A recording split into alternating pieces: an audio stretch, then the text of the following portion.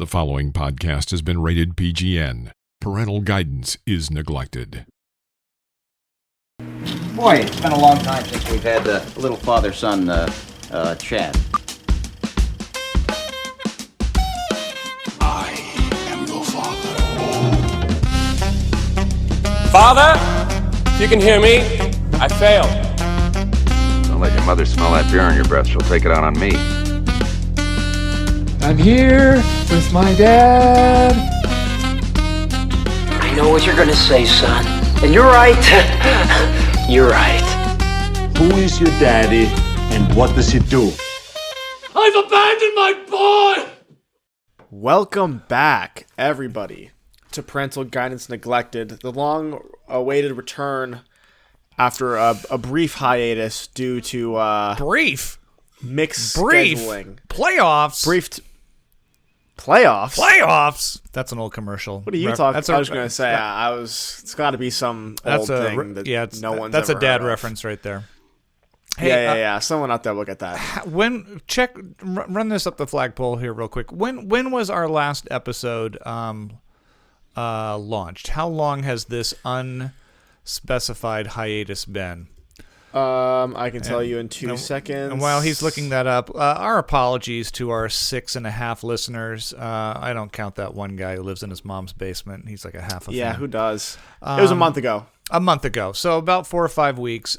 We knew at least a week or two was going to be rough, just with our schedules. And Jackson has been coming down the pipe at film school, working on all kinds of projects. So our apologies for being gone for a while. Although, why am I apologizing? We didn't promise anyone anything. Yeah, don't do that. Don't do that. We didn't sign no contract. We're freelance. Yeah. Speaking of contracts, I saw my son yesterday because they're still doing the house hunting for him, and I believe it's now grown to a number of 15 people he wants to share a house with. It's like some kind of yeah, we're just thinking of doing like a big, I don't know, I'm trying to think of a famous cult, and every cult name just escaped me. What was the one that they just did the CNN special about, the Hail Bop one? Is that the one where they all thought the I'm starting that. Yeah, they were all wearing Nike shoes. They always got some weird name. Yeah. I don't know, the Jared Leto one, whatever that one is. Oh, Jared Leto. Which one was he the Hail Bot one? I don't know. He has his own cult. Or he's that his leader. He has one. Remember? What are they called? Yeah, it's just him. What's his band called again? The 3 Moons to Mars, or the Mars takes on 30 Earth? Seconds to Mars? Yeah, something like that. I don't know, but 30 Seconds to Mars. People are. He's got a Jesus look. He's got a thing going on there. Yeah. We were off, but I did see my son yesterday. He's trying to find some housing for his junior year in college, and I guess we'll eventually sign a contract of some kind. That's what made me think of it. But it was good to segue for it was you good guys to see there. you. How's it been, Jackson? This month and change off. Have you grown? Have you changed as a film aficionado / critic?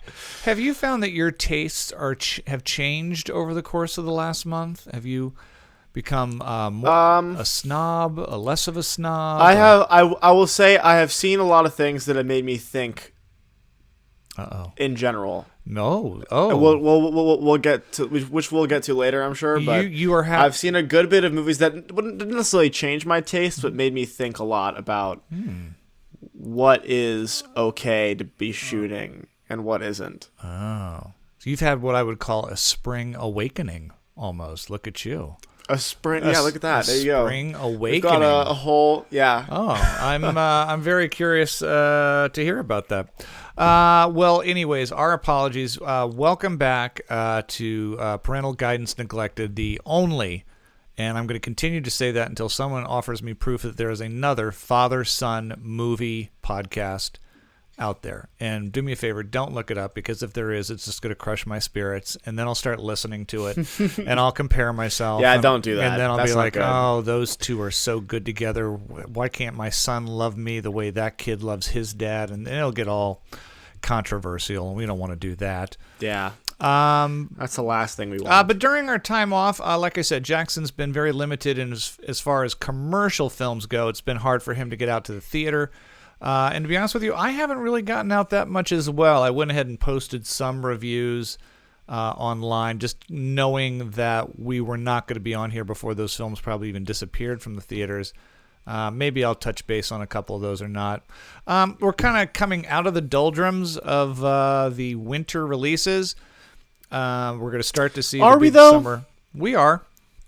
It doesn't feel like it. Yeah, it starts next weekend. Next weekend is the official launch of summer movies, and then it's like big hits. What's opening next weekend? Guardians of the Galaxy Volume 3, which I just read an early review. Stellar review.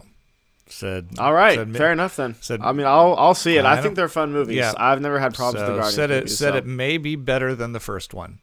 Said it has said it has a lot more heart, and it's much more emotionally moving, and it is definitely, nothing's ever final, but it feels like a final chapter. Like, this is interesting, because I actually think the second one was the better of the two. Oh, well, to be fair, I haven't seen the first one in a long time. Yeah, you're actually in the minority in that. Most people thought the second one was a bit of a step backwards from the first. I think it had more. I think it had a lot of heart to it. I think the opening was really good. I loved the little send off for the blue guy. I'm forgetting his name because they all got weird. You know what I'm talking about?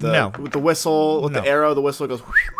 And the arrow flies around, and he's got a thing in his head, and he's blue, and he's played by a famous actor. I'm going to be 100% honest with you. If you held a gun to my head right now and said, tell us one scene from either of the Guardians of the Galaxy movie, this is all I could tell you. I would go, that one with Kurt Russell where they play a song from the 70s.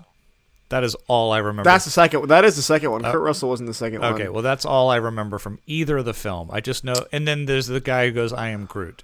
That's it. I don't remember the storyline. I don't remember villains. Michael Rooker plays. Oh, yeah. I do remember him. Yeah. Yeah, that's what I was talking about. Yeah, I like Anyways, we're getting off track. I will go see Guardians. I'm not hesitant to see it, but yeah. Wouldn't say I'm first in line at theaters for that. Yeah, so there you have it.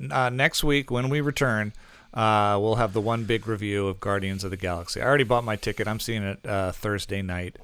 Got it. And then hopefully by our taping next Sunday, barring failing an exam or Jackson having to go to ChatGPT to do a essay for him. Yeah. Just Jackson, put the podcast first. If you have something due, go to the GPT. What is it? I don't. GPT. Yeah. And just get your paper done, man, and get out there and see Super Mario Brothers and think about the people. Okay. Think about the peeps. Yeah. You didn't have time. You couldn't find time to go out and see Super Mario Brothers. Couldn't. Okay. Well, you know what? I wasn't going to start with this, but I did happen to just see this morning that we're going to talk about the box office a little bit later. But I will go ahead and a little teaser here. Super Mario Brothers is again the number one movie this weekend. I think it's been number one since it came out. This morning it passed. How much money do you think it made worldwide, Jackson? And how much do you think it has made in the U.S.? U.S. number. I was telling you. And worldwide, what is the number that Super Mario Brothers has made in its 4 weeks out? I was telling you that we start every creative producing class. We start with going over the box office. Oh, so you know, like returns. Oh, so you probably know. I mean, I remember for last week, but I haven't had class in a while. I'm trying to, and I don't really remember. Give me a number. Let's make it a game. How much is it made? How much is it made in the U.S. Domestically? Domestically. Look at you with the terminology. Domestically. Oh, well, I'm trying to think because I have a number in my head, but I don't know enough about returns to feel like if it's educated. So I feel like I'm either really underballing it or really overballing it. Spit it out. I'm going to say $12 million. $12 million. Jackson, it's made $490 million. Right, so I was incredibly off with my estimate. Just not even. I think not even in the ballpark. Let's put it this way: if Super Mario just domestically, if Super Mario Brothers had made any less than 80 or 90 million in its first week, it would have been a bomb. It would have been a flop. Yeah, so 12 million. Right, is, so I need to pay more attention to my class probably when they're going over those breakdowns. My son will not be in the production end of filmmaking. I hold the camera. Apparently, when it comes, I hold the camera. Yeah, you hold the camera. Yeah. It made 400, and it has at this date made 490 million in the U.S. Worldwide, it surpassed this morning, $1 billion. Good Lord. $1 billion. I knew it was going to do well overseas too, because Mario is just such a universally beloved did character. You play? I don't remember. Did you play? You played Mario a little bit, but I don't remember you being a huge I was kind Mario of guy. I was kind of past the date for like the heydays, but I definitely was a Super Mario Galaxy guy for a long time. Do you feel like that was a big part of? Do you feel like my video game childhood? Do you feel like if and when you ever do see Super Mario Brothers, you'll get all the references? Like you'd be like, oh, there's Pikachu I do. or whatever's in Super Mario. So one of my guilty pleasures is there's this YouTube channel on online called Summoning Salt, and they'll do like hour-long videos about the history of video game speedrunning. So it'll be like, oh, the history of Super Mario Brothers 3, the speed run, and he'll do these like super overdramatic, like cinematic read-throughs and history breakdowns of like how these video game nerds try to beat the game as fast as they could, and they're super interesting and entertaining. So I feel like I know about them through that, but not by playing them, right? Just by watching those like dumb videos, but not dumb actually. They're really well made. So.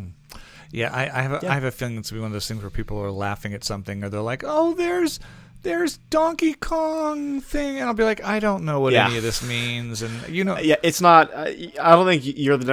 I don't think either of us are the demographic, to be honest. But I mean, I would at least get the references, probably. I mean, it's whatever. Jack Black sings a song about peaches. That's all I know. That's it. So all right. Look, maybe you know how I feel about cartoons.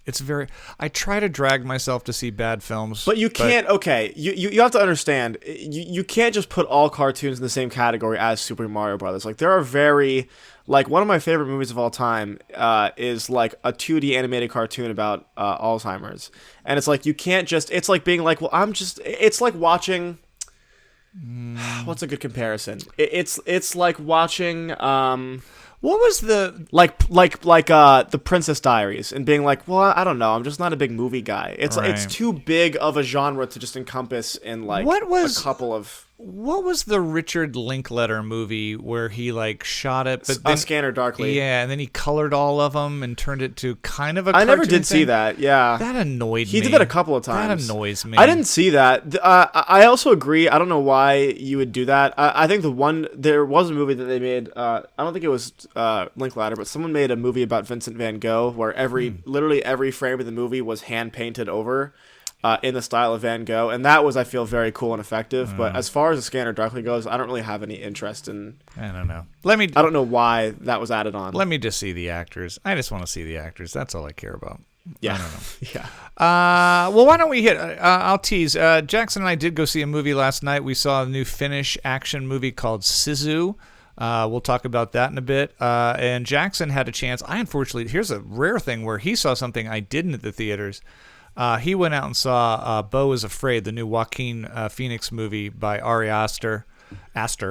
We'll touch on that as well as weeks and months ago we announced our audience pick for a film. A good buddy of mine, John Filippone, directed a critically acclaimed Western that kind of snuck under the radar a couple of years ago called Old... Oh, your buddy directed it? No, my buddy suggested it.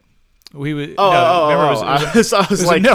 Oh, wow. No, it's directed by some guy named Potsy, written and directed by him. But it's called Old Henry. It's a Western. We'll get to that in just a bit. But since we're talking box office, we might as well. I wanted to throw some things out, just get Jackson's thoughts on some of the movies that are doing well and not doing well. It's been very interesting the last few weeks. A lot of the smaller films that are getting really good critical acclaim are tanking.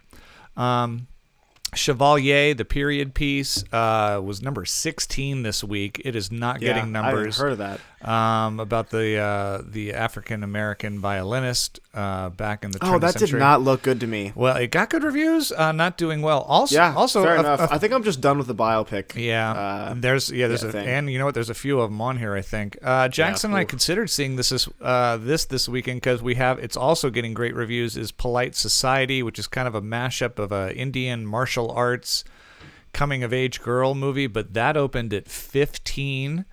So I don't expect to see that living too long in the theaters. Number 14, Jackson, it fell off really fast. I have not seen it. You have not either. Renfield, already out of the top 10. That looked horrible Does to that me. surprise you? I just really... Not really. I don't know. It felt like another Nicolas Cage cash grab. Yeah. I had. He just does those sometimes, and as much as I love him in so many movies, I mean, he just spends his money so fast that he just forces himself into these roles where I'm like, man, I know. I think it looks. I don't see that. I kind of get the sense that it was his dream to play Dracula too. Like I've been waiting to play, that fell off already out of the top 10. Number 13, Jackson's going to talk about it in a while, and at first I was like, oh, maybe it's limited release, and that's why it's not doing well. But no, it's on over 2,000 theaters. Number 13, Beau is Afraid is tanking. And I'll talk about it in a little bit. Yeah. And this isn't reflective of my thoughts. This is just an objective take. Nobody's going to see that movie. Yeah, nobody is going to see that movie. I think it's a really hard sell. The trailer looks weird. Joaquin Phoenix, while yes, you can go, the Joker was a huge box office success. People were seeing it for the Joker. Joaquin Phoenix, I don't know if he's the star name that brings people in, but yeah, already out of the top. I mean, it debuted out of the top 10. And like I said, I thought at first, like, oh, maybe it's only on limited screens and it's going to expand wider, but no, it's only like over 2,000 screens. Number 12, another movie that tanked, The Pope's Exorcist. Apparently Fat Russell Crowe is not fighting Satan. He's not pulling in. That looked like a cash grab too. I mean, it's kind of, I'm like, that's Gladiator. That's... I didn't care for A Beautiful Mind. I didn't really grow up with. I actually did watch that movie last year and didn't care for it either. But I didn't really grow up with him that much. I never saw Gladiator. I never saw. I mean, I just saw A Beautiful Mind very recently and wasn't the biggest fan. So it's not. Yeah. He's not really an actor that I would have been looking after. So right. He just did I thought he was coming back. He did a movie with Ryan Gosling a few years ago called The Nice Guys, and it is so... That was a great movie, actually. That was a great movie. It was like a good throwback 70s buddy cop thriller, and I thought... I wish he would get cast, Ryan Gosling, I wish he would get cast in more comedies. Well, I don't think he does. Barbie is coming out, so I mean, that's straight up comedy. True. Which, by the way, not to get off on a tangent, I saw the second trailer released from it.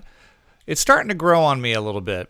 I like Greta Gerwig, the director. You're getting the bug? Yeah, and I can tell that this is really, really tongue-in-cheek and might even be like very... I just sense undertones of like social commentary in there where I think it, instead of just being a farce, like I think Greta might actually have something to say about society. And I don't know. I hope so. I don't get me wrong. I will definitely see it. I have yet to find my place in the movie yet, where I'm like, what's my reason to go see this? Right, I haven't found yet. Right. But I mean, listen. Yeah, it's got the Oppenheimer Barbie double feature. It's coming. It's happening. Yeah, it's got my curiosity up. Number 11 is the movie Jackson and I saw last night. It just missed the top 10, and I'm going to give it a little bit of leeway on this because it did open limited. It was only on about 400 or 500 screens compared to like Beau is Afraid on 2,000. Sisu, the Finnish action movie we're going to talk about in a bit, was number 11. I'm very surprised that that's doing well than some of these other movies because I just had not, until you mentioned it to me, I had not heard that. Yeah. I had never heard of it until literally the day before we saw it. Well, it was limited release this week. Like I said, it's 400. It's really opening at 11. I don't know if they're going to open it even wider. It's definitely a very niche genre movie that we'll get into, but I got to think for a movie that has no stars and comes from Finland, they have to be somewhat pleased. Number 10 is the sequel to a Bollywood movie I've never heard of called Bonilin Selvan, but it's apparently there's an audience out here in America. I'm very much out of that world. Yeah, number 9, and it premiered this weekend and it flopped. Number 9 is not good, and this might be the dumbest name for a movie. This is just dumb. Big George Foreman, the miraculous story of the once and future heavyweight champion of the world. And you want to know who DP'd that? Who? the DP of Old Henry, the movie we saw today. Are you serious? Isn't that so random? That is incredibly I was weird. looking into the DP because I was like, I'm just curious what else this guy's done, and I was like, oh my god, it's big George Foreman. Wow. He just did. Look, I don't know. The movie could look beautiful. It might be great. I think it's got kind of mixed reviews. It's kind of falling in the middle there, but I don't know. Everyone went and saw Creed 3. I think maybe we're boxing filmed out, maybe, and I agree. And biopicked as well. And I just don't know if George Foreman's that exciting a story for me. I don't think so either. Yeah. Also premiering this week, and you got to call it a failure. Did not even make the top 5. Number 8 is Guy Ritchie's The Covenant. That's looks like a little Jake. Was that the war one? Yeah, Jake Gyllenhaal in the Middle East and going back to rescue his translator. Again, though, Jackson, reviews pretty solid on it. Look up the Rotten Tomatoes. Yeah. Look up Rotten Tomatoes for me on Guy Ritchie's I just The Covenant. feel like I've seen it before. Yeah. Not just because it's a Guy Ritchie movie and he has a very distinct style, but just like the Middle Eastern, we have to go back and save the guy. It's movie. got a little bit of a Rambo-esque feel to it. The other thing too is again, I'm pointing out some of these movies are getting really high critical and even audience. I've never seen. Just because you mentioned it, I've never seen Rambo. Oh, it's got an 83 for audiences and a 98 for audiences and an 83 for critics. Yeah, so I mean, it's getting not pretty doing good poorly reviews, by any means, but yet still opens at number 8. As far as Rambo goes, there's only one Rambo to see, and that's the first one called First Blood. Great film. And that's when John Rambo is just playing a war veteran who stumbles into this little city in Washington State, and everyone thinks he's kind of a vagrant and a homeless man. And so the sheriff puts him in his car, drives him to the outskirts of town, and goes, "You're not welcome here." And Rambo decides he just wants a meal, and it escalates. Then in the sequels, it's all about guns, and I'm sure it gets way out of because it's just. Oh my god, the difference! Why wouldn't it? The difference between First Blood, which is a great film, and then Rambo First Blood, the second one or whatever it is, it's night and day. It becomes like a horrible Chuck Norris movie. Number 7. Yeah. Guess what number 7 is? It is a re-release of Return of the Jedi. Now I did hear that it's like a big anniversary this year. Yeah, so I did and hear it's actually doing fairly well. It's been in the top 5 or top 7. It's number 7 this week, but people are going back to see Return of the Jedi. Which Star Wars those OG ones will always get eyes on them. Yeah, but it's the weakest of the 3. I mean, the Ewoks. Yeah, it's just not. I don't think it holds up. It's Star Wars. Yeah, I get it. And then there's a big celebration, and then there's ghosts at the end. And I think there's charm to it. Personally, I think that there's a charm to the 3rd one. Yeah. Number 6 or the 6th one. Or the 6th. Yeah, however you want to play it in order. Yeah. Number 6 is a movie I did see in review online. Is the story of the Nike marriage between Michael Jordan and their new sneakers, the Air Jordans. It's the Ben Affleck movie. Go online if you want to see all my thoughts on my Instagram. I won't dwell on it. I was pretty disappointed with it. Everyone that I've talked to this scene is just kind of like, that's pretty much it. It's a lot of board meetings and people talking about how can we get Michael Jordan and how do we keep him out of Adidas, and Viola Davis is great in it. I actually thought Matt Damon, Jason Bateman, even Ben Affleck, who directed and stars as the head of Nike, is good. It was not an enthralling story for me, and I think I gave it right down the middle of the road. I have to check, but like a C or a C minus, nothing. Yeah, and it's done okay at the box office. I mean, it's still number 6. It's been out for a while, but it's not a huge runaway hit. Your top 5 this weekend, hanging in there, Dungeons & Dragons, Honor Amongst Thieves. I still need to go see it. It does not look like my thing at all. I am not a Dungeons & Dragons guy. Really? I would have never guessed. Yet, reviews by audiences and critics seem to be saying it's delightful. Also, I hate the word delightful. Not a fan? I don't like when it's too cute. I don't like too. It looks kind of cutesy to me, but I could be in the wrong. Number 4, Jackson still hasn't seen it. I think it's the best one since the original. Is John Wick Chapter 4? I still gotta see that. Yeah, it is long.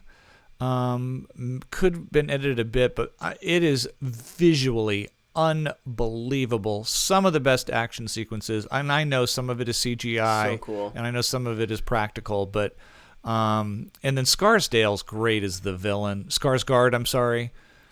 He played Pennywise, right? Bill, am I get the right one? Bill Skarsgård. Is it, yeah. Well, I don't know which one. I don't know. Yeah, which one it is. it's Bill. He's good, and I love all the supporting cast in it, from Lawrence Fishburne to. He was really good in what was that movie? Who? Lawrence? Help me Bill out. Skarsgård? No, Bill Skarsgård. Oh, he was in the house. For the just house. a little bit. Yes. Yes. With the and thing underneath my tongue. The mother and what is the Barbarian? Barbarian. Yes. Which, by the way, I believe they're doing a sequel to. So yeah. You don't not necessary. Not necessary either, but it made a ton of money and it was cheap to make. So here comes Barbarian 2. There's going to be another one. So John Wick, a runaway hit that's still in the top 5 after all this time. Number 3, this is the highest debut this week. And I gotta be honest with you, it might be the highest rated critically received film so far. Look this one up. Are You There, God? It's Me, Margaret, which is based on the Judy Blume story. I watched a trailer for that. That is way out of my demo, but look up the Rotten Tomatoes on this. I think it's like the audience. I saw screenings. What's it called again? Are You There, God? There, God? It's Me, Margaret. It's based on a book that like a lot of teenage girls kind of grew up with, but it is like screenings are selling out. It's got a 99 on for critics and a 96 for audiences. Apparently it's phenomenal. Just gonna be full out about that. I watched the trailer and I just do not think I'm the demographic, and B, did not find a single one of the jokes funny. I just was not. It's not my comedy style. It's not my story. It's very centered for someone who had different life experiences, and that's fine. Cut to next week. Jackson and I will be reviewing Are You There? Are You There, God? It's Me, Margaret, when his girlfriend drags him to it. And then, I just feel like I've seen the oh my god, awkward teenager buying tampons at the thing. I feel like I've seen that scene a billion times, and every time it's just like, You know what is one of the best coming of age movies in the last 10, 15 years is Bo Burnham's 8th Grade. That was a great movie. That was a fantastic movie. But that's a coming of age movie that felt genuine and really, really original and true. This looks like it was so for the time too. It just it just felt like the right time to put out something like that. But this feels more disconnected from at least the way things were when I was a little bit younger growing up. Not that I'm, a woman, but from my experiences, it felt a little more disconnected, a little more. Well, it's an old book too. I mean, this was big when I was a kid. True. I don't know, but I don't. Maybe I'll go. Maybe we'll go see it. I don't know. Number 2, it's a holdover from last week. It's doing very well in its second week. It held up there is Evil Dead Rises. You never saw any of the original OG Evil Dead movies. I have not seen a single Evil Dead movie. Yeah. I've seen clips. They're kind of culty. I've seen a fair share of. Yeah, they do seem like that. I've seen a fair share of Sam Raimi movies outside of them. And I just don't know if he's really my director. I'd be interested in seeing. The thing with the Evil Dead movies, too, is that everyone is like, oh, well, you have to watch them all in order, but you have to keep in mind the second one isn't canon to the story, so it's like the first one didn't really happen, but the second one's a redux of it, and it's like, okay, take a breath. This is too much work for a movie series. People love it. It was Evil Dead, then Evil Dead 2, and then The Army of Darkness, and it gets more and more campy. I think the only thing that I would ever say is that if you go back and see the first one, it is interesting to see what Sam Raimi did with literally no money. You're like, he did. Yeah, dude had no budget. So he does. Do a lot of kind of really neat, fun camera stuff. Going, how can we make this stand out from other horror movies? But Bruce Campbell's in them, right? That's his thing. Yeah, that's pretty much what he's known for. I mean, he's done a lot of some other schlocky stuff, but that's what put him on the map. Yeah, that's kind of his. Yeah. So, but it has an audience. People are going out to see it, and again, I'm pretty sure the reviews have been pretty good on it. Like, I've heard great things about it. Yep. So listen, I'm talking to my ass. It's just not. I'm also just not a big horror movie guy in general. I'm very particular about that kind of thing. Yeah. And then we talked about it a little bit earlier. Number 1, Super Mario Brothers. What are we missing? I mean, it doesn't make. I've had friends who see it, and every time they come out of screenings, they're just like, I mean, yeah, like it's what you get what you think you're gonna get. Right. It's just, but kids' movies don't make $1 billion. There has to be a grown-up audience for this as well. I mean, well, yeah.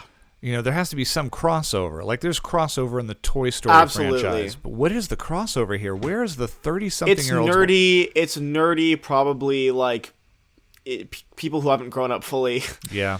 Living with parents still. Mario is just a very big cult following in general, and it's the biggest video game character ever, probably.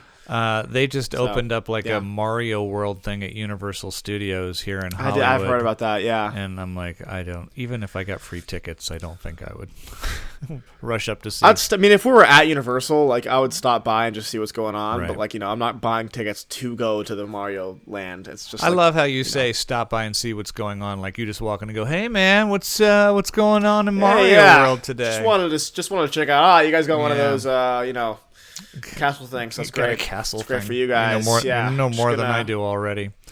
It's the PGN podcast. That's the box office breakdown. I think it's pretty safe to say that Super Mario Brothers will finally be dethroned next week when Guardians is going to sweep. When Guardians jumps in there. So enjoy spot number 2, Super Mario. You had a good run. The PGN podcast, Parental Guidance is Neglected. 2 generations talking film and pop culture or anything else that comes up our way. Jackson went out and saw the movie we mentioned earlier that really is not doing well.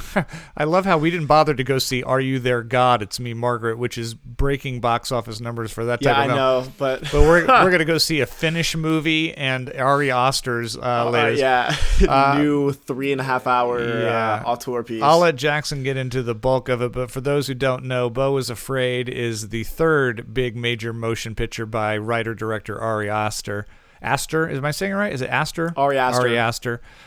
He had kind of a cult hit with a horror movie called Hereditary, which critics loved, and then probably even more of a deeper cult hit with Midsommar, a movie that kind of split audiences and families, including me and Jackson. This is his third outing. He's got a little more star power. It stars Joaquin Phoenix, obviously, Patti LuPone, Amy Ryan, Nathan Lane. There's a bunch of cameos in it. I was actually a little excited about this one. I don't know, it's because if he used Supertramp music in the trailer, or I thought, it looks just quirky enough that maybe I'll understand what's going on. Jackson, talk to us about the third. This is his third, the trilogy. Film. How's it hold up, and what's it like? So, I will open with this. I respect him very deeply for doing something that is unconventional and out of his wheelhouse, because dude has done 2 pretty successful horror films so far, and I think that completely switching genres and going to a kind of a dark absurdist comedy is a pretty bold move, and I respect it. Are there horror elements in this, or is this straight up comedy? Like 1 or 2 small moments, but they're pretty short and are more dramatic. What's it about? What's it about without giving anything away? Or is that too hard a question? This is going to be a deep, because me and Brooke were talking about this. The inciting incident of the movie doesn't happen until 40 minutes into it. So it takes its time building up the characters. But essentially, it is a middle-aged man played by Joaquin Phoenix who has a very deep-rooted traumatic history with his mom. And he has plans to go see her. But then she gets killed. And so he has to make the journey all by himself for the first time ever to go to his mom's funeral. That's like the explanation that I can give. It's a lot more than that. Here's what I'll say about the movie. The first 30 minutes, I have never laughed harder in a theater. Just comedic genius. Really? I was dying laughing. There were some sequences that I was just like, oh my God, if this is the movie, I could watch this for 3.5 hours and want more. Okay, now you say, I'm going to interrupt, you say you saw this with your girlfriend, Brooke. I saw this with a lot of people. Okay, actually. Were you the only person having this reaction in 30? Were you laughing alone, or was everyone with you? everyone was laughing. It was a very empty theater, and I did see it in IMAX, by the way. But me and my friend group were very much cracking up. Okay. It was well received. Okay. Then something. So the first 30 minutes then something are hilarious. happens. I'm assuming here. Then the next hour, I couldn't get enough of again, but for different reasons. I was more invested. I was like, this is really good. This is going somewhere, and I'm so interested. Then there's a section of the movie that me and my friends call the interlude. You'll know when you get to it. It's I'll just say it's the play section. That I stylistically was beautiful. I couldn't get enough of. Once that moment hit, it just nosedived off the Empire State Building. Unfortunately, really. It's the point the movie's trying to make is very clear from about minute 10. And the rest of the movie just kind of continues to hammer it in until you're like, all right, I get it. I understand. I know. I get it. Like I see what you're doing here. Okay. What is that? What is that point? Can you tell us that point without spoiling the film? It's a family trauma story. It's about a guy who grew up with an overbearing mother and how he's having a lot of issues in his later life dealing with the ramifications of his mom's upbringing. And that's a really big part. I mean, it's and that's not even a spoiler because it's pretty clear throughout the whole movie what's happening, and there's a lot more elements to it that you can get deeper into. Right. But after that interlude section, the pacing slows down to essentially a complete halt for the rest of the movie. We're spending, I'm talking 40 minutes on monologue scenes with people. It gets to be so much. The performances are great. The visuals are absolutely stunning. It looks fantastic on IMAX. I respect Ari Aster for what he was trying to do. I think that I had a really big hope, at least halfway through the movie, that this was going to be the movie that could prove that directors can, do these no restriction movies and have them work. And it just, we haven't gotten there yet, which is really unfortunate. And I also think that it's one of those movies where you watch it and it doesn't feel like you're watching a movie, and instead it feels like you're watching Ari Aster tell you about a movie. Yeah. Because the main character is him. He dresses like him. I've watched interviews with him. The mannerisms are somewhat similar at moments, and it's almost like he put too much of himself in the movie, where you can't help to see him instead of Joaquin Phoenix. And you can't help to wonder what his upbringing was like, and you can't help to wonder. It's just it was too much. The last thing I'll say, with all that being said, the very, very, very ending I thought was brilliant. I wish it had come way sooner. They could have cut a lot out, but there was some I felt emotionally hard-hitting moments in that last final scene, which we can talk about more after you see it. I don't want to spoil anything, right. but I'm very curious to see what he does next, and I'm still a very big fan of his, but I think that this was just too much. Is this a film that could have been much better had it been edited and shortened? Are there sections that you can go, that was pointless? Because absolutely, it has like a 3-hour running time, right? There was a lot of plot points that didn't really go anywhere. Right. I think that a lot of things didn't really get wrapped up that could have been cut. Yeah.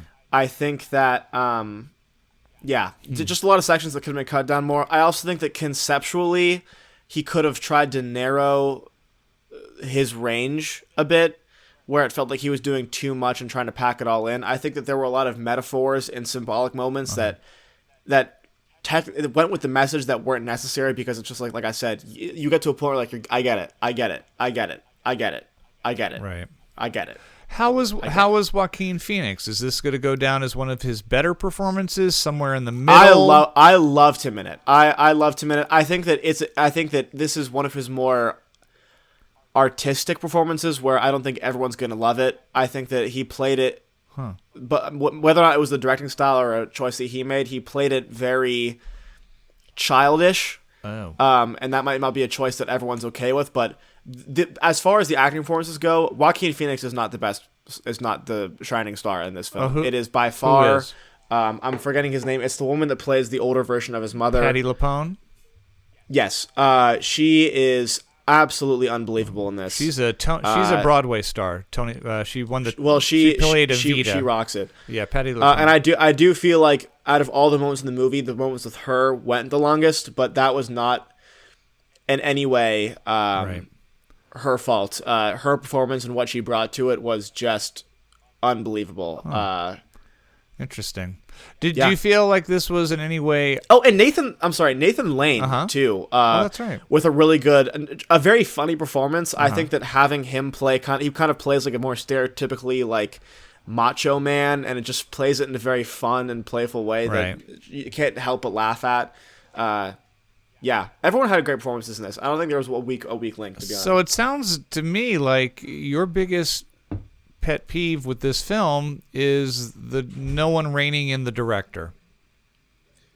It was no one reining in the director. It really was, and it was just. It's disappointing to watch a movie and be so invested halfway in, and then just lose it all so fast. Right. Because you can see what could have been, and then it's just like, it makes the things that you liked feel not as prevalent after the movie's over. You know. I don't remember the exact numbers you gave Hereditary and Midsommar. I'm going to guess you gave both of them either 9s or 10s. I know you're big fans of both those films. Hereditary is a 10. I'm not as big of a fan of Midsommar. I believe Midsommar got a 7. Hereditary is definitely a 10, though. Okay, where does Beau is Afraid fall then on your scale? This is going to get a 4. This is going to get a 4. Wow. Yeah. Wow. It really, as much as I would love to give it more marks for what it did in the first half, if you can't stick the landing, then it just kind of dissolves. It just dissolves. So that's the highest I can go. I feel like maybe I know I'll probably rewatch it one day. Mm-hmm. I also, just because we're in the same vein, I mentioned this to you. I watched a short film he did with AFI about a family that was very similar, because I was looking into his filmography. This is something he did early on, right? Something early on he did. Yeah. It was called The Strange Thing About the Johnsons, because he did a project called Beau with the same actor from The Strange Thing About the Johnsons. That was kind of like an early mock-up of what this movie eventually became. Right. And I hated it. I think it was. I didn't understand. Bad. It was about a son that molests a father. Oh. I thought it did nothing for me. I thought it had nothing to say except be kind of shocky and just a tough watch. I felt like it was just. I was just really, really, really not okay with it. All right. Well, let me, before we move on, we won't dwell on it. Were your friends and girlfriend as harsh on this film afterwards, or were they even walking out going, masterpiece? Well, the reason why we all went to see it was because my friend Jackson Beebe saw it and loved it. He gave it a 9. He gave it a 9 out of 10.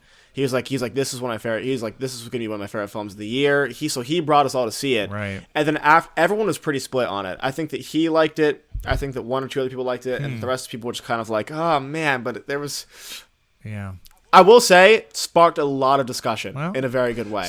We talked about it for a very long time. Sometimes that's the mark of maybe not a great film, but an interesting film.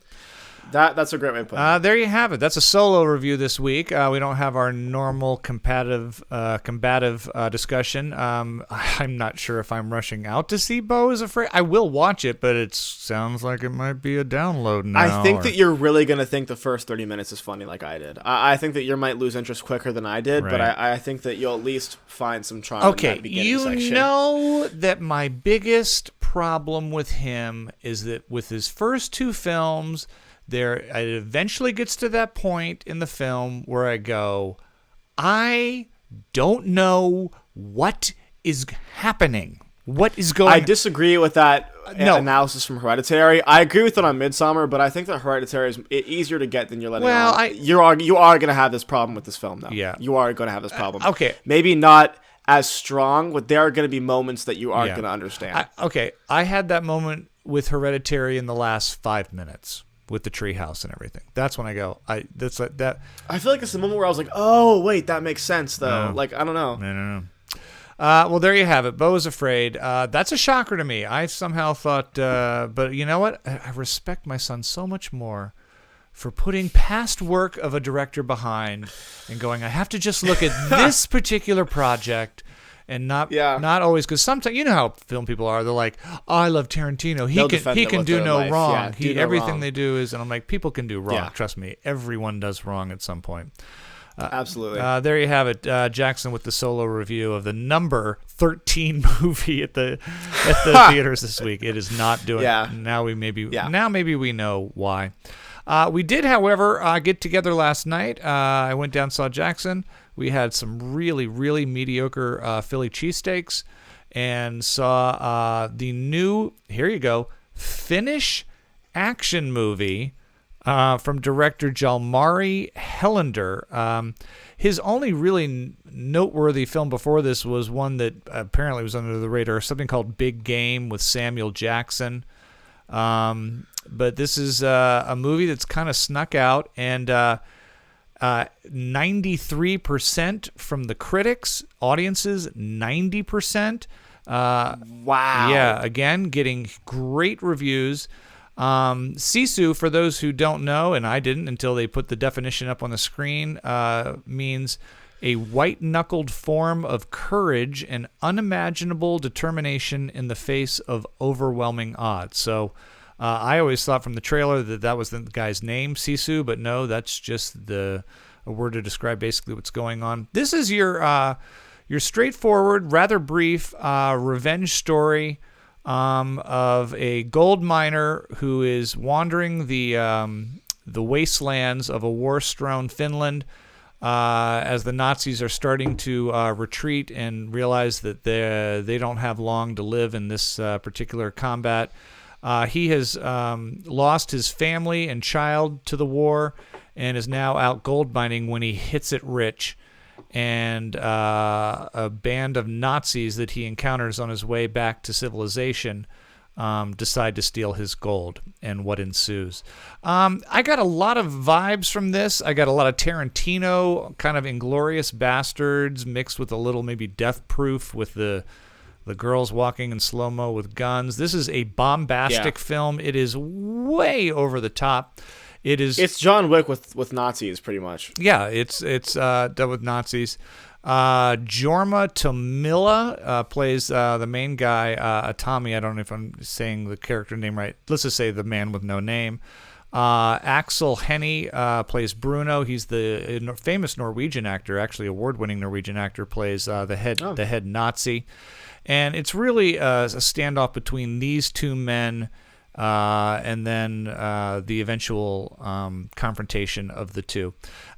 Extremely over the top, extremely violent, very graphic, but brief. And I have to tell you, if you are an action aficionado, if you want to see really great editing, a really well-shot film, and you are into that type, this is very specific. This is a very, very good film if that is your cup of tea. I don't know if it stands up at the end of the year as something that I would go one of the better films of the year, but it's certainly one that I would put up there as one of the most entertaining, at least so far. Jackson, what are your thoughts on Sisu? I definitely understand the appeal of this movie. I think that a lot of it kind of fell flat for me. Mm-hmm. I to be honest, I started having issues with this movie right off the bat. I felt like it pulled out a lot of narrative tools that were unnecessary, like the chapters. The intro, the chapter. It was 4 things happening, or 3 or 4 things happening at once. It was the intro definition, the narration, the 3D map, and then the chapters. Where I was like, okay, you pulled out every stop, on this just to give me like a dump of narration, And I couldn't find myself really caring about much of what was happening on screen. I felt that the main character, while definitely the action scenes were very interesting, especially the early ones, I think that the more the movie went on and the more absurd the kind of situations got, the less I really cared about it. It does get a little absurd, especially once we get to the plane. I'm like, okay, I get it. I get that this is a fantasy of sorts, but... I would agree with you there. I appreciated the lack of dialogue and more. I was really paying more attention to, in a good way, a lot of what was going on with the camera, the scenery. There was a lot. I agree. There was a lot of big, wide, sweeping master shots of the landscape. I liked a lot of the stillness that they put the camera right in these characters' faces. Yeah, with I agree. Very little dialogue. I'm going to recommend this movie, and I'm going to give it a B. Because I really think it, for the genre that it is, I think it fires on a lot of cylinders. And yes, I agree with you. There's obviously a lot of American influence here, whether it be the Chapter 7, The Minefield, or almost the spaghetti western type feel of the music and score, and even some of the editing and over top of the Tarantino type feels. But you know what? Listen, American filmmakers have been inspiring foreign directors for ages. I don't think he's reinventing the wheel here or anything, but I think for someone who is looking for a really slightly different, because let's be honest, the guy doesn't look like an action star. He's like a 65-year-old beat up. Yeah, for sure. And I had fun with the absurdity of some of the ways he held his breath underwater, or he would survive hanging. It was creative. It was very creative. So I'm going to give it a B. I'm feeling you're not quite as high, though. I just, like I said, it's just not for me. Yeah. And everything that this movie did, I was watching it and I was going, I just wish I was watching John Wick right now. Yeah. I feel like it's a more interesting character. I feel like it's more complex. You feel for him immediately because the dog dies, and it's like, right. Oh my god! Well, now this guy's got a grip. You just want it so bad. There's a dog in this movie. There is a dog in this movie. And we're like, is he going to die or not? I feel like we didn't spend enough time with this character and really know enough about him. Yeah. To really want like be like, oh my god. Whereas I feel like the moments where I was doing this was more like, oh, that just looks like it hurts really bad. Like, ouchie, you know. I will agree with you. This is more visual than substance. But for visuals, I think it's still worth a recommendation. What do you go? I'm gonna guess you. I'm gonna give it a 4. 4. Oh, sorry, I didn't. No, this is fine. I was gonna say 4. I was gonna say it sounds like a 4 for you. I'm starting to learn your feel. You're getting there. I'm getting there in my head, man. Just a little bit. Get out of my head, man. Just a little bit. So Sisu, I don't know if it's gonna open wider. But if you really do want kind of a mindless, silly, definitely recommend silly action film, because it is silly. I recommend. I think it's got some fun stuff going on there. John Filippone, one of our listeners and an old high school buddy of mine, recommended a film for us. I have a long list, thanks to everybody who's been recommending great films and bad films for us to watch. Recommended a great film called, well, I don't know if it's great or not. He said it was great. It's called Old Henry. This came out in 2021. On Rotten Tomatoes, critics gave it 94. Audiences 91. This was for some reason did not find an audience, but the people who did see it, they really loved it. I would describe it as a Western with almost a M. Night Shyamalan twist ending, which may or may not have worked. We'll get that in a second. It's written and directed by someone named Patsy Panzaroli. Never heard of him before, haven't heard of him since. I hope he's out there doing something.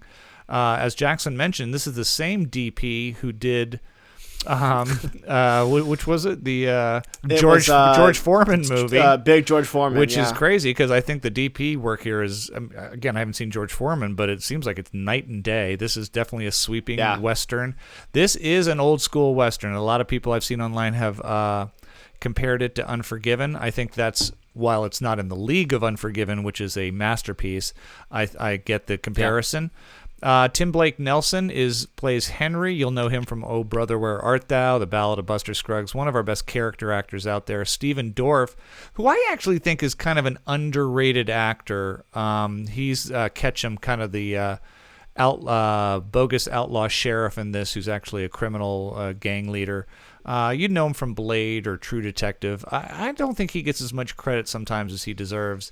And then Gavi Lewis, newcomer who I have not seen, plays the son of Henry, named Wyatt. And since I bring him up, he almost the son, almost ruined this movie for me. I think he was a weak. I agree. I'm so glad you said that. Yeah, he was. Yeah. He took me out. Every time I got into it, I'm like, the kid took me out. And, listen, I don't know if I've never seen him before or since. I'm not sure where he came from, but he's definitely the weaker link here. Did he ruin the film for me? No. I think that go ahead. Part of it is when you're acting next to Tim Blake Nelson. Yeah. He's so good in this. Yes. He's so good in this. He's so good. He's really good. I'm starting to believe that there's nothing Tim Blake Nelson can't do, whether he's in the Hulk or a Western. Yeah.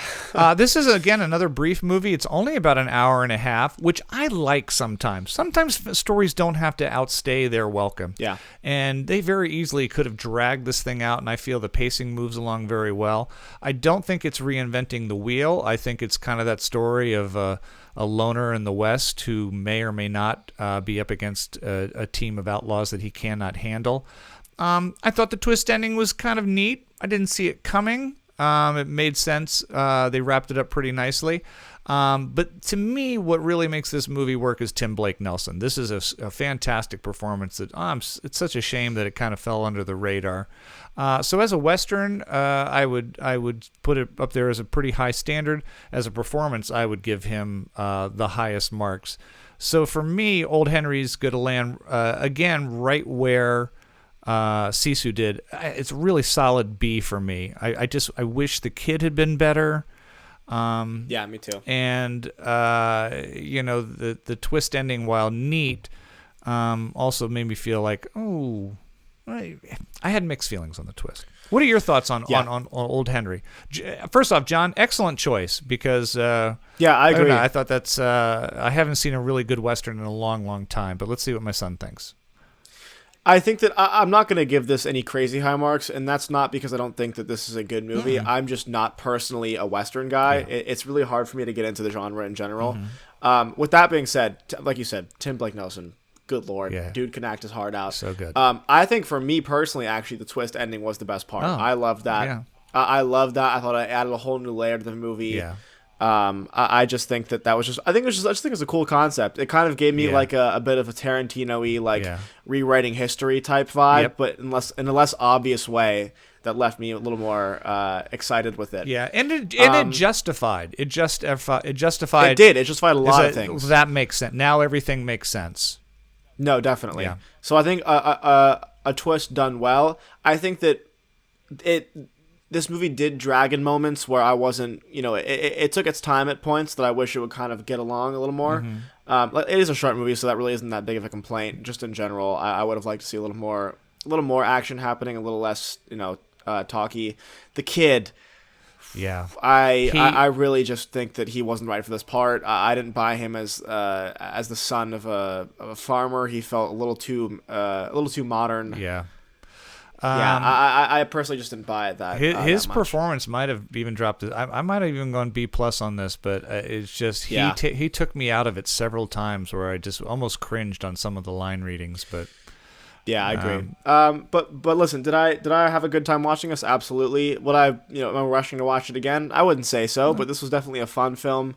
One that I recommend if you're into the Western genre. I think this is definitely one that you'd be interested in.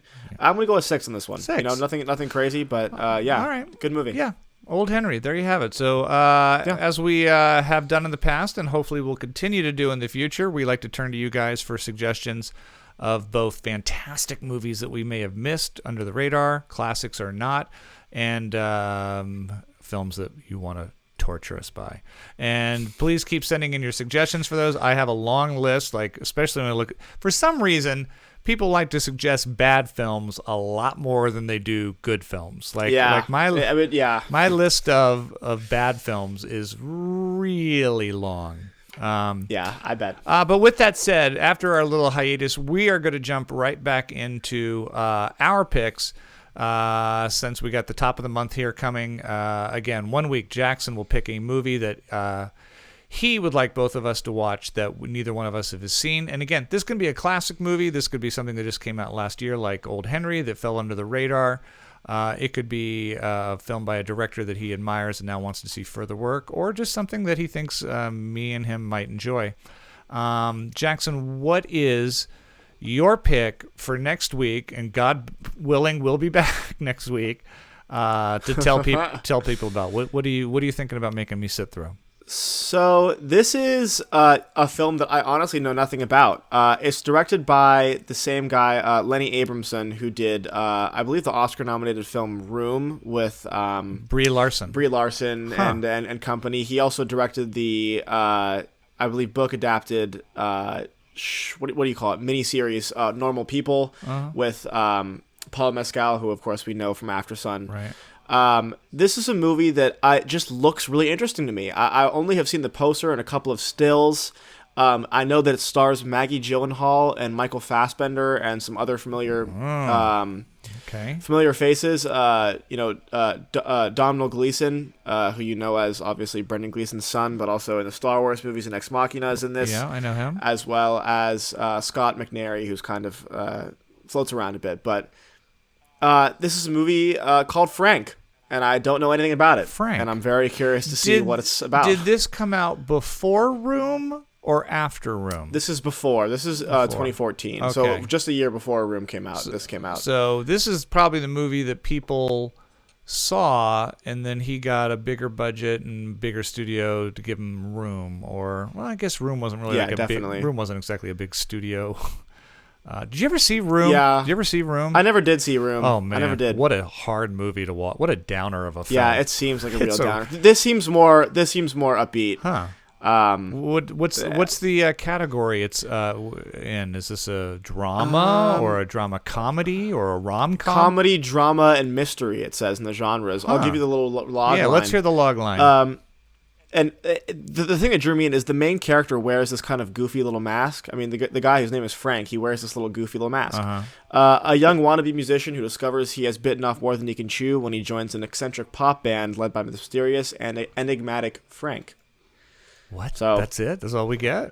That's it. That's all I get. What so the hell? Listen, this is a director who seems to be in the know. The Normal People miniseries I've heard great things about. It's short. It seems like a fun little thing that he did, and so I don't know. I seemed interested. So who knows? Maybe it'll hit. Maybe it'll miss. Oh, okay. So Frank, it is. And then before we wrap up and tease off, it wouldn't be an episode if we didn't check in with Jackson's obnoxious art house film corner. Let's pull this we're up. A little tight. I've got a big selection. We're a little today. tight on time, so give us some of the quickest. Do you have a Marcel the Shell poster on your wall? I got it from my AMC job. Oh, they were just like they were throwing it out, so I was like, I'll keep it. What did that lose to again this year? It was up for animated film, but it lost to. I've already forgotten the Oscar winners. What was the? Oh, Pinocchio. Pinocchio. Oh, yes, that's right. Yes, which I did not like. All right, go on. Okay, movies that I watched. Here we go. Now remember, these are not theatrical releases. These are all films that either Jackson was forced to watch by his college professors, or he chose to watch on his own because he's a glutton for punishment. Jackson, what have you seen in the last month and a half since our final? So starting off on a great note, I watched another Mike Leigh movie, one called High Hopes. It's some of his earlier work.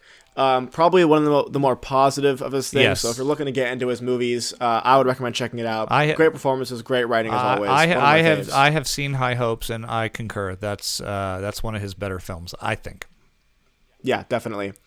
My girlfriend made me watch Soul Surfer, which is... That's the story of the surfer who loses an arm or a leg to something to a shark. Bethany Hamilton. It's the true story of how she gets her arm bitten off by a shark. But what you might not know is that the movie is also Christian propaganda and is 110% like one of those evangelical, like saved by God. Really? Like, God I did not know that. There's a whole sequence where she goes to Thailand on a mission trip and she teaches all the little Thai kids how to surf. And there's this really weird part of the movie where she this kid whose parents are dead, they've established, he doesn't want to talk and he doesn't want to go in the ocean because, there was a tsunami and he's scared of the ocean. Right. And she grabs his hand and basically drags him into the ocean so he can get on the surfboard to try to overcome his fears. And I was like, that's do not do that. You know what's weird is I don't remember what year. That movie's from 10, 20 years ago. It's a ways off. Yeah, it's 2011. That's back at a time when movies that were funded by churches or Christian faith-based films had to kind of be sneaky about it. That was like the age of Creed definitely. And bands like it. Now it's a whole subgenre that is very open about this is a faith-based movie and that they actually make a lot of money. I know several people. A lot of money, for I sure. know several people who work in that solely in that department. So a lot of money there. All right. By the way, what did you give High Hopes and what do you give Soul Surfer? High Hopes is getting a 9 out of 10. Soul Surfer is getting a 2 out of 10. Yeah. You must hate Jesus, don't you? You just not to get all political, but it also has a very big message of like anyone can do whatever they want. Like I might not have an arm, but I'm allowed to be, doing this surfing thing. Right. And of course, Bethany Hamilton is incredibly transphobic and is like really on a rampage to just like not be letting trans people do anything. So oh, really? I didn't even. In context, it doesn't make sense in the story, so Right. it just aged poorly. Oh, yeah. What are you gonna do? Not the movie's fault. I still think the movie sucks. Just to be full out. Yeah. My girlfriend also sat me down to watch this incredible double feature. I'm going to interrupt you. I love how you always have the disclaimer that your girlfriend made you watch it. She's not holding a knife to your throat. If you sat down and watched some shitty movie, you made that choice yourself. So how about my girlfriend suggested? God knows that I did not sit down and choose to watch the incredible double feature of Shark Tale into Girls Just Want to Have Fun. Oh my God. Yeah. Girls Just Want to Have Fun. That's Sarah Jessica Parker, isn't it? Yeah. Yeah. That movie really... I gave that movie a 1. That movie really sucked the life out of me. Shark Tale was fun enough. I gave it a 4. Scorsese's in it. He's a fun little shark. Yeah. But yeah, I'm not going to spend much time on those. I love how you're like, there is no way I'm going to take my free AMC Stubs card where I can see 3 movies a week for free and see Super Mario Brothers, but I'll sit down and watch the 1980 Girls Just Want to Have Fun Sarah Jessica. Come on. This is not my best luck. This is not my best luck. You're losing credibility, bro. You're losing credibility. I know. This is tough. What did you give those? What did Shark Tale and Girls Just Want to... Shark Tale got a 4. Girls Just Want to Have Fun got a 1. A very rare 1 for me. That's because it was in focus? Yeah, gotcha. Yeah, exactly. I came home briefly and watched Coffee and Cigarettes, the Jim Jarmusch movie with my mom. Yeah. What a good bunch of fun, I don't think reinventing the wheel or anything, but some really funny moments. I loved the last few of them, some great insight. It just seemed like they were really having fun with it. And I always enjoy a Jim Jarmusch movie. I never love them. I'm like, some fun stuff. I really don't know much about him. I've only seen this and that one movie he did a couple years ago, The Dead Don't Die. Yeah. But this was super interesting to me. I just loved seeing the actors kind of have fun with it. I loved the one with Alfred Molina and Steve Buscemi. It wasn't Buscemi. He's in a different one. It was British comedian. Coogan. Steve crazy Coogan. hair. Steve Coogan. Yeah, Steve Coogan. Yeah. Just hilarious. So yeah, I gave Coffee and Cigarettes a 7. I thought it was really fun. Black and white. Crazy. Black and white movie, right? Shot in black and white. Yeah. Yep. Yeah. Mm-hmm. Shot in black and white. Mm-hmm. I rewatched Dazed and Confused because Brooke had never seen it before. Okay. Love it. Let me put it this way: if your girlfriend did not love Dazed and Confused, she is not welcome in this home anymore. She loved it. We thought she thought it was hilarious. I think it's one of the funniest parts of the movie, and she agreed. It's just that every time they bring up, oh my God, why am I blanking on his name? Which actor? Jesus Christ. I'm like the most famous guy to come out of this movie. Matthew McConaughey. Not Matthew McConaughey. No. Ben Affleck. Ben Affleck. Yes, every time Ben Affleck's character comes up, everyone's like, "Oh my God, I fucking hate that jerk." It's just the funniest thing. Oh my God, I could watch that movie for forever. It's so great, and it's so. It was very interesting to watch Parker Posey in this right before because she's in Beau is Afraid as well. She's great. We're watching her, and she is fantastic in that.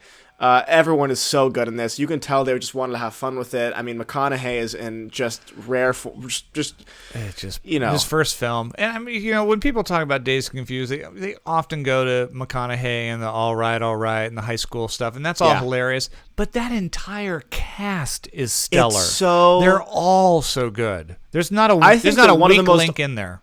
Oh, for sure. And one of my best performances in it is that stoner kid, Slater. Oh, Slater's the best. Just never fails to crack me up. Man, George Washington used to grow weed in his backyard. It was all his wife's plan, man. I could watch. Been part of the government for ages. I could watch the two characters that are played by, I don't know the characters, but Anthony Rapp and Adam, what's his name? I can't think of this guy's name. Those two guys driving around in a station wagon talking about their future. Or it's the three of them. It's the girl, and the girl too. The redhead, the Ribisi. Yeah, she's one of the. Oh Ribisi my God! girls. And when he gets into that fight, and it's just the only thing that he focuses on for the rest of the movie. It's just so funny. Yeah, gosh, such a great Someone's film. toking some reefer. it's so. I think that movie's genius. I think Linklater is just so great. Probably one of my top 10 films of all time. Yeah, very valid. We also did me and Brooke did the Before Trilogy marathon. I've talked about it before. I won't go on it. Just a great bunch of movies. Right. For class, I had to watch a Terry Gilliam movie. Brazil? The Fisher King. Oh, The Fisher King. Not Brazil. I wish it was Brazil. I am very curious to hear what you thought about The Fisher King. Robin Williams, Jeff Bridges, Oscar-nominated film. Might have won screenplay. Yeah. What did you think of that? Very divisive film. I think that Robin Williams is great in this. Mm-hmm. I cannot think of a worse casting decision to put Jeff Bridges in this movie. Really? I felt like he was just really because he's the dude. You kept seeing and the dude. He's that fun, outgoing guy, and he's in this, and he's this cold, cynical, like Tony Stark. I mean, like type character, and it's just I don't buy it from him. I also don't know how much Terry. It felt like a weird tonal shift because he's kind of doing that like Monty Python-esque, like goofy vibe, but it's also trying to comment on homelessness and shootings and media influence. So it felt very scattered for me, where I couldn't really pinpoint what was happening tonally. Yeah. That's kind of Terry Gilliam though. He's very he's always been a little eccentric, and I mean, obviously Brazil is way out there, and Time Bandits, and he did some of the Monty Python movies as well. I mean, don't get me wrong. I mean, Monty Python, The Holy Grail, and Meaning of Life are both incredible movies, and I think his style works so well for that. But for this, I felt super disconnected from it. I could be wrong, but I know she was nominated. I can't remember if Mercedes Rule won for that or not. The woman in The Fisher King. Yeah, she was very interesting in that as well. Yeah, I know she was nominated. I can't remember if she won or not. But you know what? I can't really comment. I saw that movie so long ago. I remember it was a very divisive film. Like some people called it brilliant, and some people were like, I don't get it. But interesting. What'd you give it? I give it a 3. Wow. Well, we know what you are. It was just yeah. I just don't think his style is my thing. In the way of just I don't. It's really difficult for me to understand social commentary when you're also like, Robin Williams is this goofy homeless guy, and he's doing his little Robin Williams thing, and Jeff Bridges is kind of like the douchebag, and it wasn't for me. It wasn't for me. Yeah. Okay. That's kind of it until I get into these last two, because this is going to be a big thing that I kind of want to bring up. Oh. I went to go to the New Bev to go see a double feature. Now, for not to interrupt, but for those listening in Boston, the New Bev is an old movie theater that's been there, I think, since the 50s, maybe.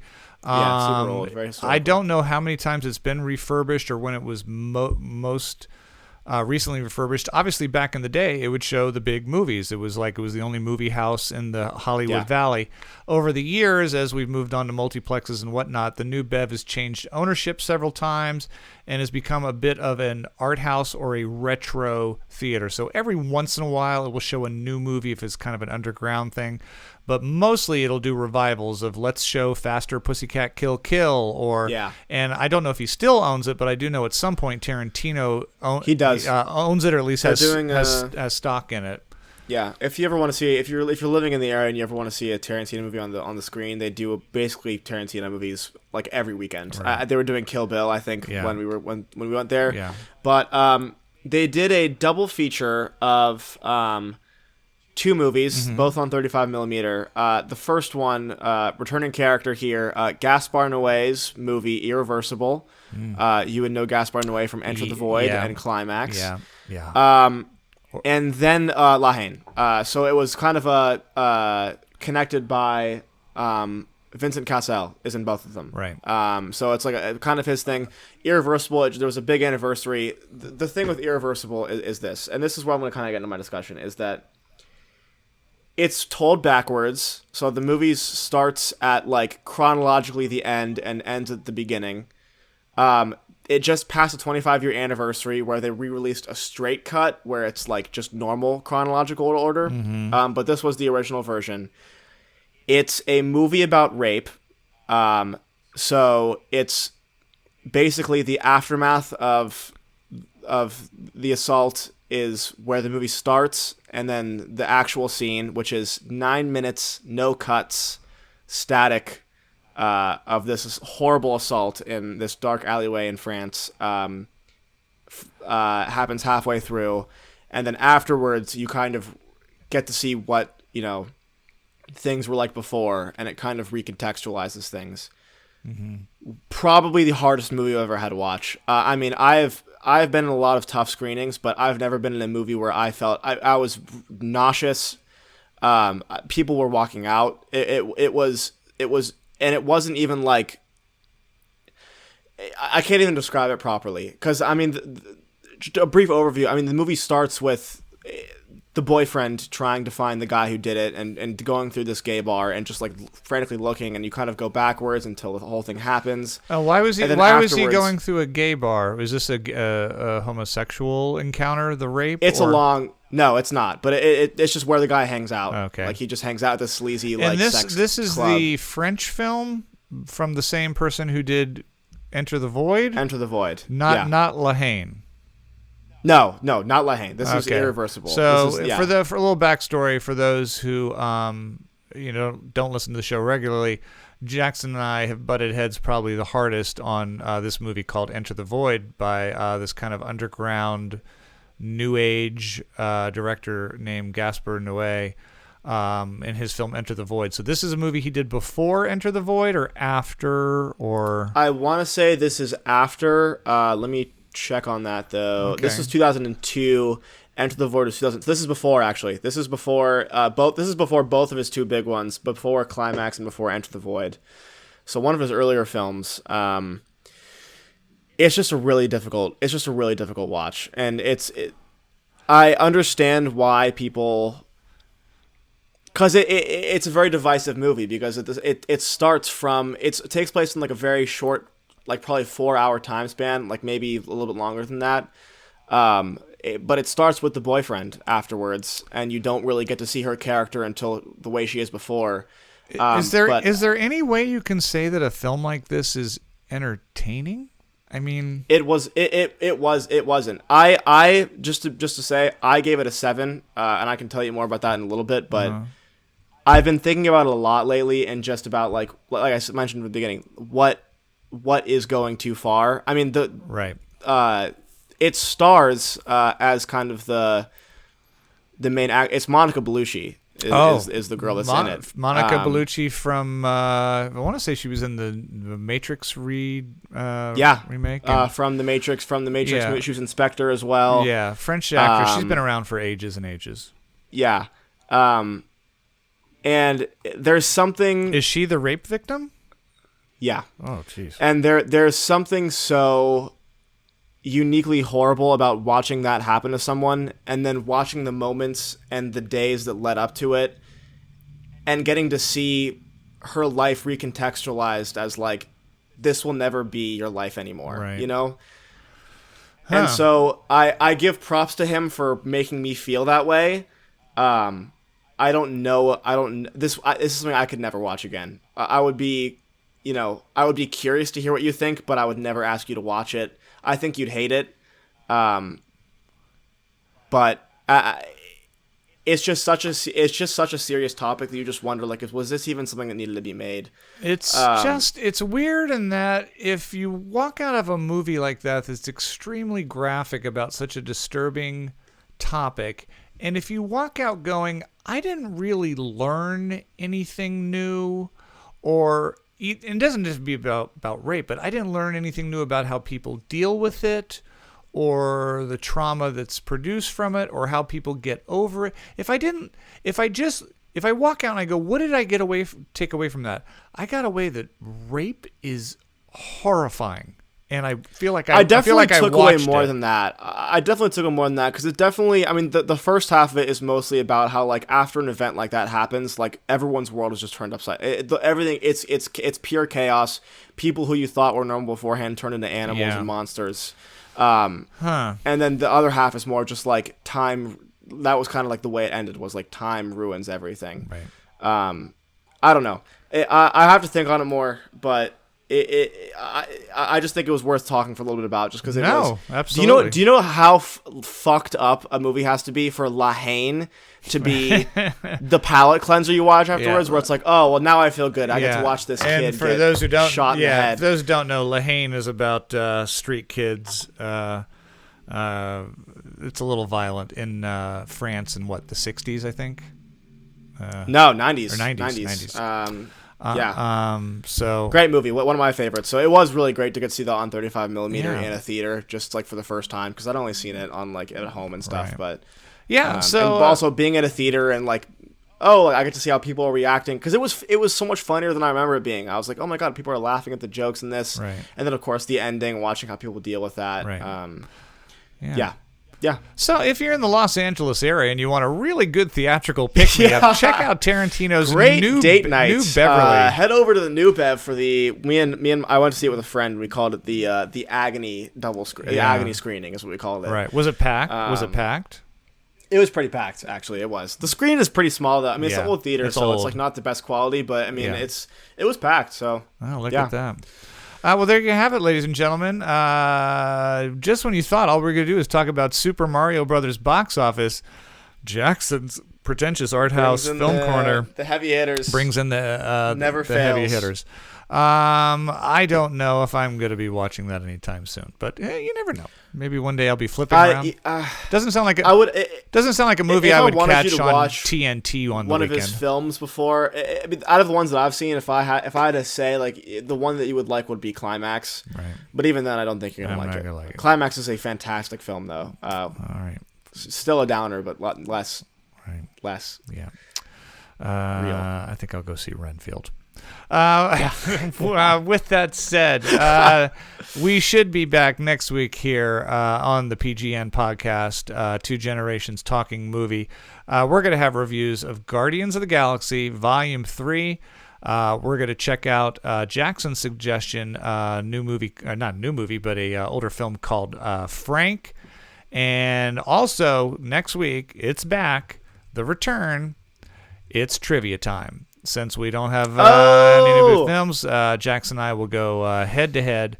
We'll try to find some underground. Don't Google. Don't just pick some movie trivia Google, dude, because I know it all. You don't even worry about it.